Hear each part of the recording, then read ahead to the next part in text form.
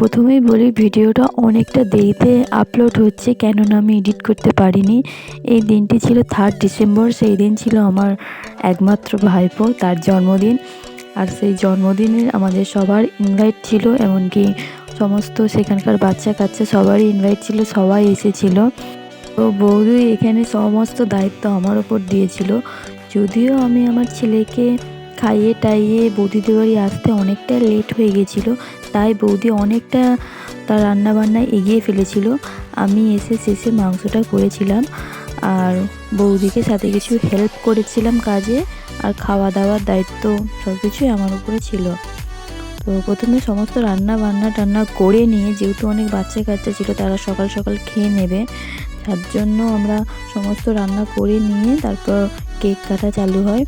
তো আমি এখানে একটু ঘুরে ঘুরে তোমাদের সমস্তটা দেখাচ্ছিলাম। তারপর ভাইপো কেক কাটে, কেক কাটা চালু হয় এবং আস্তে আস্তে সবাইকে দেওয়া হয়। দিয়ে দেওয়ার পরে সবাই তাড়াতাড়ি খেয়ে নেয়। যেহেতু এখানকার বাচ্চারা সন্ধেবেলার মধ্যে শুয়ে পড়ে, তার জন্য তাদেরকে সমস্তটা সন্ধেবেলার মধ্যে খাইয়ে টাইয়ে তো তারা খেয়ে টেয়ে গিফট টিফট দিয়ে নেওয়া দেওয়া করে তারপর তারা বাড়ি চলে যায় কেক টেক খেয়ে। আর আমি এখানে তোমাদের একটু দেখিয়ে দিই যে আমি কেমনভাবে পরিবেশন করছিলাম।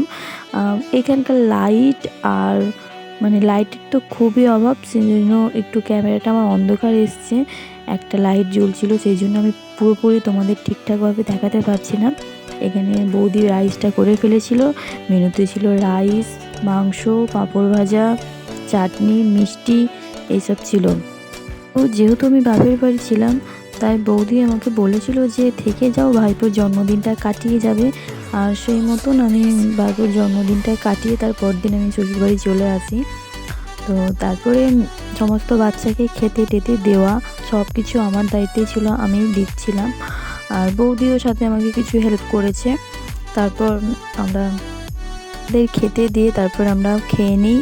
আর সেই ক্লিপটা আমার নেওয়া হয়নি আমাদের খাবারটা, কেননা রাত্রিরে প্রচণ্ড ঠান্ডা ছিল, বা বৌদিদের বাড়িটা এমনিতেই ফাঁকা। সে ঠান্ডার মধ্যে আমি আর কোনো ক্লিপ নিতে পারিনি। ওই কোনো রকম ভিডিও বানিয়ে আমি বাড়ি চলে এসেছি।